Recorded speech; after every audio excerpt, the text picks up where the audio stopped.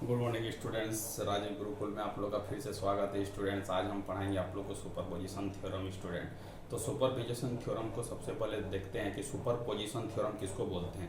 सबसे पहले देखो स्टूडेंट कि क्या लिखा गया है।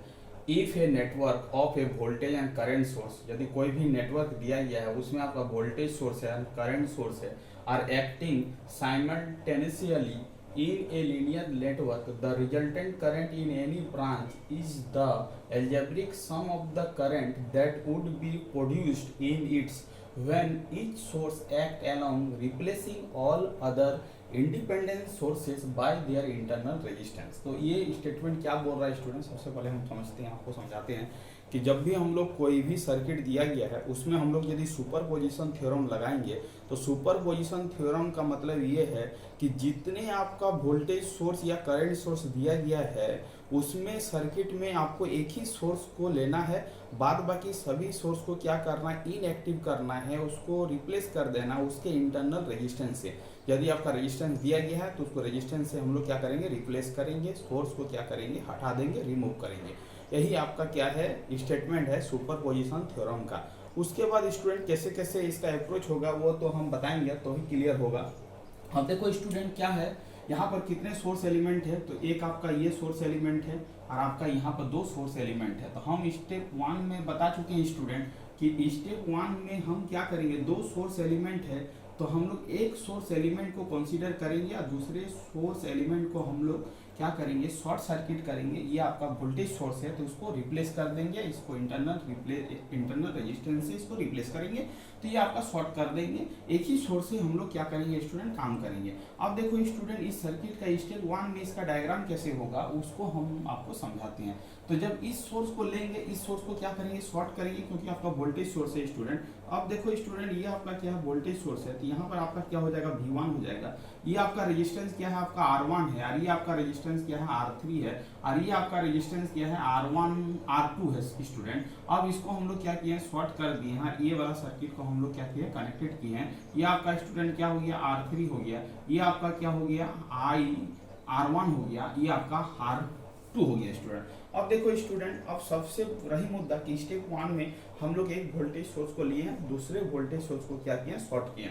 अब हम लोग स्टूडेंट क्या करेंगे, करंट को फाइंड आउट करेंगे। तो करंट को कैसे फाइंड आउट करेंगे, देखो स्टूडेंट, सबसे पहले हम क्या करेंगे, इस करंट को हम लोग स्टेप 1 में I1 डैश कंसीडर करेंगे। इस करंट को हम लोग कंसीडर करेंगे स्टूडेंट I3 और क्या करेंगे, डैश कंसीडर करेंगे। और इस करंट को कंसीडर करेंगे स्टूडेंट I2 और क्या कंसीडर करेंगे, डैश कंसीडर करेंगे।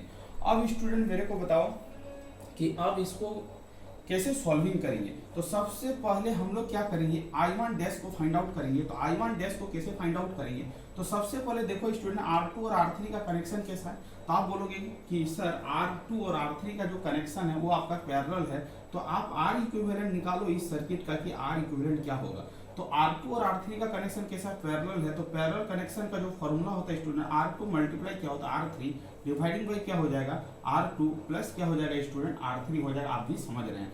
उसके साथ ये क्या सीरीज में है, तो आप क्या लिख लोगे, R1 लिख लोगे। स्टूडेंट, इस सर्किट का आप R इक्विवेलेंट फाइंड आउट कर लिए हो, तो इस सर्किट को यदि आप रिप्लेस करना चाहते हो, आपको समझाने के लिए हम बता रहे हैं, तो ये आपका क्या हो गया, आप R इक्विवेलेंट हो गया। अब आपका ये जो सोर्स दिया गया वो V1 दिया गया है, आप R इक्विवेलेंट निकाल लिए हो स्टूडेंट, तो आप I1 डैश तो निकाल ही सकते हो, यहाँ तक तो कोई दिक्कत वाली बात नहीं है।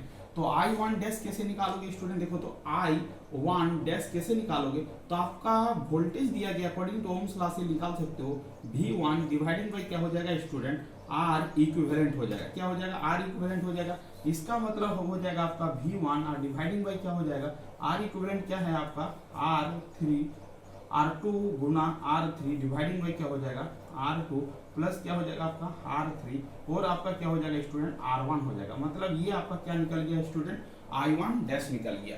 अब देखो I1 डैश निकलने के बाद अब बताओ स्टूडेंट कि आप I2 डैश और I3 डैश कैसे निकालोगे। तो मेन करंट आपका निकल चुका है। अब करंट डिवीजन का रूल अप्लाई करके आप I2 डैश भी निकाल सकते हो स्टूडेंट। तो I2 डैश निकालने के लिए आप क्या करोगे, अब ये दोनों रेजिस्टेंस आपस में क्या है, पैरेलल कनेक्शन है। करंट डिवीजन रूल में बोलता है कि जिस ब्रांच का करंट आपको फाइंड आउट करना है उसके अपोजिट वाला ब्रांच का रेजिस्टेंस को सबसे ऊपर लिखना है। तो R3 को ऊपर में लिखेंगे स्टूडेंट, और ये दोनों का कनेक्शन को ऐड करेंगे रेजिस्टेंस वैल्यू को, तो R2 और प्लस क्या हो जाएगा आपका R3, और आपका मेन करंट जो निकला स्टूडेंट I1 डैश जो निकला है उससे क्या कर लेंगे, इसको मल्टीप्लाई कर लेंगे, तो I2 डैश आपका निकल जाएगा। अब देखो स्टूडेंट I3 डैश यदि निकालने के लिए बोले तो I3 डैश निकालने के लिए तो I3 किस ब्रांच में, R3 में है, इसका मतलब ऊपर में क्या लिखेंगे स्टूडेंट R2, और डिवाइडिंग में क्या लिखेंगे R2, प्लस क्या लिखेंगे R3, और क्या लिखेंगे मेन करंट जो स्टूडेंट निकला है वो I1 डैश निकला। इसका मतलब आप क्या क्या निकाले स्टूडेंट, आपका I1 डैश निकल चुका है, I2 डैश निकल चुका है, I3 डैश निकल चुका है। इतने सारे करंट को आप क्या किया, फाइंड आउट किया। अब देखो स्टूडेंट स्टेप 2 में क्या करना है, स्टेप 2 में क्या करना है, स्टेप 1 का काम कंप्लीट हो चुका है। स्टेप 2 में अब क्या करना है, V2 सोर्स को लेना है और V1 को क्या करना है, शॉर्ट करना है। अब उसको करेंगे शॉर्ट, ये आपका क्या है स्टूडेंट R1 है, और ये आपका क्या है R3 है, और ये स्टूडेंट ये आपका क्या है R2 है। तो ये आपका R2 हो गया, ये आपका क्या हो गया R3 हो गया, ये आपका क्या हो गया R1 हो गया, और इस तरह करके हम लोग एक सर्किट बनाएंगे स्टूडेंट, और ये आपका प्लस माइनस स्टूडेंट, और ये आपका क्या है V2 स्टूडेंट, V2 है। ठीक है स्टूडेंट, अब ध्यान दो, अब ध्यान दो। अब स्टूडेंट अब मेरे को बताओ कि अब ये वाला करंट हम क्या कंसीडर कर रहे हैं, ये वाला कंसीडर कर रहे हैं, ये वाला करंट को हम लोग कंसीडर कर रहे हैं। उसके बाद ये वाला करंट को फाइंड आउट करना है, और ये वाला करंट को क्या करना है, फाइंड आउट करना है। अब देखो स्टूडेंट ये वाला करंट को हम लोग क्या कंसीडर कर रहे हैं, I3 कंसीडर कर रहे हैं, क्योंकि R3 से जा रहा है, इसीलिए इसको क्या कर रहे हैं, R3 है तो I3 डबल डैश कंसीडर कर रहे हैं। यहाँ पर आपका सिंगल डैश कंसीडर किए थे, यहाँ पर डबल डैश कंसीडर कर रहे हैं। इधर वाला करंट को हम स्टूडेंट अब क्या कर रहे हैं, I2 और क्या कर रहे हैं, डबल डैश कंसीडर कर रहे हैं, और इस करंट को हम लोग I1 और डबल डैश कंसीडर कर रहे हैं। क्योंकि स्टूडेंट ध्यान दो, क्योंकि ये स्टेप 2 है तो ये इस करंट को नोटिफिकेशन सिंगल डैश से किए थे, इस करंट का नोटिफिकेशन हम डबल डैश से कर रहे हैं। आप इजी भाषा में समझ सकते हो। अब देखो स्टूडेंट, अब मेरा मुद्दा है कि I2 डबल डैश को कैसे निकालेंगे, वही करेंगे। ये दोनों का कनेक्शन कैसा हो जाएगा स्टूडेंट, अब पैरेलल हो जाएगा। अब आप मेरे को बताओ, ये R1 और R3 का कनेक्शन कैसा होगा, पैरेलल होगा। तो R1 गुना क्या करेंगे स्टूडेंट, R3, और डिवाइडिंग बाई क्या करेंगे स्टूडेंट, R1, प्लस क्या हो जाएगा आपका R3, उसके साथ R2 क्या हो जाएगा आपका सीरीज में हो जाएगा। R इक्विवेलेंट निकल गया स्टूडेंट। अब यदि R इक्विवेलेंट निकल गया स्टूडेंट, तो इसी सर्किट को यदि आप लिखना चाहते हो तो ये हो जाएगा, और ये आपका V2 हो जाएगा।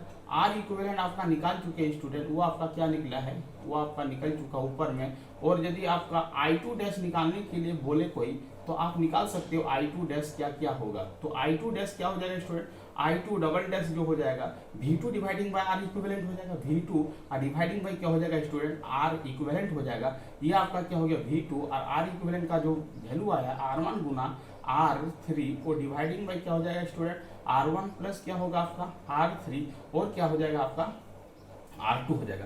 तो आप I2 डैश निकाल चुके हैं स्टूडेंट। अब आपका मेन करंट इस ब्रांच का निकल चुका है। अब करंट डिवीजन रूल से आप क्या करोगे स्टूडेंट, I1 डैश भी निकालोगे डबल डैश, और I3 डबल डैश निकालोगे। अब I1 डबल डैश कैसे निकालेंगे स्टूडेंट, तो आप ही बताओ कि इसका अपोजिट रेजिस्टेंस क्या R3, और दोनों रेजिस्टेंस को ऐड करेंगे, R1 प्लस क्या हो जाएगा बताओ आप ही R3, और आपका मेन करंट क्या है आपका I2 डबल डैश है, तो डबल डैश लिखेंगे। अब देखो स्टूडेंट I3 डबल डैश का वैल्यू कैसे निकालेंगे, तो R1 और क्या हो जाएगा स्टूडेंट बताओ, तो R1 प्लस क्या हो जाएगा आपका R3, और मल्टीप्लाई मेन करंट जो है स्टूडेंट यहाँ पर जो है I2 डबल डैश है। इसका मतलब स्टूडेंट क्या क्या करंट निकाले, I2 डबल डैश निकाल लिए, I1 डबल डैश निकाल लिए, I3 डबल डैश निकाल लिए। अब स्टूडेंट आपका स्टेप 1 और स्टेप 2 का अप्लाई करके हम दो वोल्टेज सोर्स से जो करंट का डिवीजन होगा वो करंट हम लोग फाइंड आउट कर लिए। अब रही मुद्दा स्टूडेंट कि आप आपसे पूछेगा कि अकॉर्डिंग टू, अब सुपरपोजिशन थ्योरम लगाएंगे, applying superposition theorem, applying superposition theorem, applying superposition theorem. अब सुपरपोजिशन थ्योरम को क्या करेंगे स्टूडेंट, अप्लाई करेंगे। कैसे अप्लाई कर रहे हैं अब ध्यान दो। अब अप्लाइंग द सुपरपोजिशन थ्योरम, अब स्टूडेंट बताओ तो ये I3 है, यदि I3 निकालने के लिए बोलता है कि I3 क्या होगा, तो आप ही बताओ I3 क्या होता, I3 क्या होता, आप बताओ I3 क्या होगा। I3 का करंट का डायरेक्शन क्या, डाउनवर्ड है। यहाँ पर जो करंट स्टेप 1 में जो है वो I3 नहीं लिख के I3 डैश लिखे, यहाँ पर भी डाउनवर्ड है, और यहाँ पर I3 डबल डैश लिखे, ये भी क्या डाउनवर्ड है। इसका मतलब I3 जो होगा स्टूडेंट, I3 सिंगल डैश और क्या होगा I3 डबल डैश को यदि ऐड कर लेंगे स्टूडेंट तो I3 अमाउंट ऑफ करंट आपका निकल जाएगा। अब देखो स्टूडेंट, यदि आपसे पूछे कि I1 का वैल्यू निकालो, I1 का वैल्यू निकालो, आप ही बताओ स्टूडेंट, यहाँ पर यदि I1 है इस डायरेक्शन में आपका स्टेप 1 में ये क्या है I1 डैश है, तो आप बताओ कि I1 क्या लिखेंगे, डैश लिखेंगे। इसका डायरेक्शन इस वे है, इसका भी डायरेक्शन क्या इस वे है, बट इसमें स्टेप 2 में इस वे है, दोनों एक दूसरे का अपोजिट है, बट मेरे इस डायरेक्शन में करंट निकालना है, तो इस डायरेक्शन के करंट से इस डायरेक्शन का करंट को क्या करेंगे, माइनस करेंगे, तो ये क्या हो जाएगा I1 और डबल डैश हो जाएगा स्टूडेंट। और यदि कोई पूछे कि I2 निकालो स्टूडेंट, तो I2 का डायरेक्शन इस वे है और यहाँ पर क्या I2 डैश है और इसका डायरेक्शन सेम है, इसका मतलब है इस डायरेक्शन I2 डैश में से।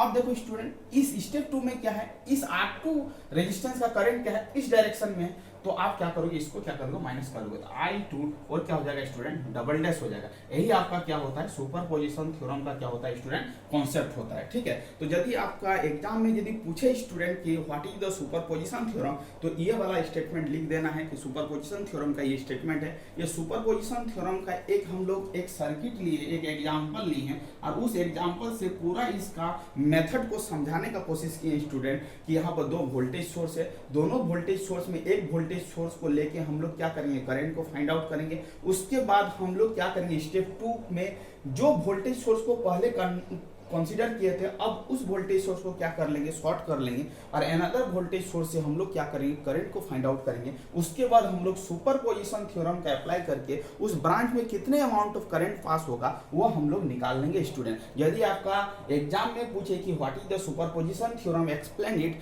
तो यहाँ से लेके यहाँ तक आपको क्या करना है स्टूडेंट, लिखना है। अब कुछ नोट पॉइंट है स्टूडेंट की सुपरपोजिशन थ्योरम में हम लोग क्या करते हैं, वोल्टेज और करंट को कैलकुलेट कर पाते हैं स्टूडेंट, बट पावर का calculation applying the superposition theorem का अप्लाई करके पावर का कैलकुलेशन नहीं कर पाते हैं। आप बोलोगे कि सर ऐसा क्यों होता है, तो हम बोलेंगे कि superposition theorem only valid for linear circuit. Circuit कैसा होना चाहिए, लीनियर होना चाहिए, तभी जाके आपका क्या होगा स्टूडेंट, एप्लीकेबल होगा। यदि सर्किट आपका लीनियर नहीं होगा तो सुपरपोजिशन थ्योरम क्या होगा, आपका वैलिड नहीं होगा। इसका मतलब सर्किट को कैसा होना पड़ेगा, लीनियर होना पड़ेगा। यदि कोई सर्किट लीनियर है तो लीनियर सर्किट में हम लोग पावर का कैलकुलेशन नहीं कर पाएंगे स्टूडेंट, क्योंकि पावर आपका क्या है, नॉन लीनियर है। नॉन लीनियर कैसे है, तो P का जो फॉर्मूला होता है P is equal to I square into क्या होता है R, और P इज इक्वल टू क्या होता है, V स्क्वायर बाई क्या होता है R होता है। इसका मतलब है कि आपसे एग्जाम में पूछेगा क्या सुपरपोजिशन थ्योरम से पावर का कैलकुलेशन कर पाओगे, तो आपको बोलना है कि सुपरपोजिशन थ्योरम का अप्लाई करके हम लोग पावर का कैलकुलेशन नहीं कर पाएंगे।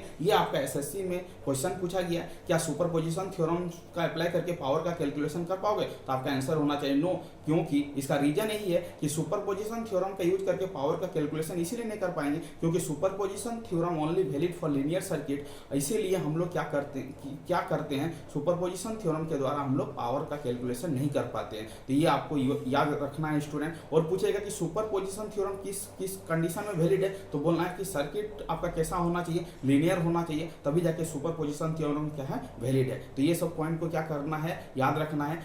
एग्जाम पॉइंट ऑफ व्यू से और कंपटीशन पॉइंट ऑफ व्यू से ये आपका ऑब्जेक्टिव प्रॉब्लम पूछा जा सकता है स्टूडेंट। तो इतना स्टेप आपको क्या करना है, याद रखना है। यदि आपका सेमेस्टर में पूछे तो पूरा डिटेल आपको क्या करना है, यहाँ से यहाँ तक लिख डालना है। थैंक यू स्टूडेंट, वीडियो को यहीं पर एंड करते हैं। यदि कोई चैनल में नए आए हैं तो चैनल को क्या करना है स्टूडेंट, सब्सक्राइब कर लेना है। Thank you student, Vande Mataram.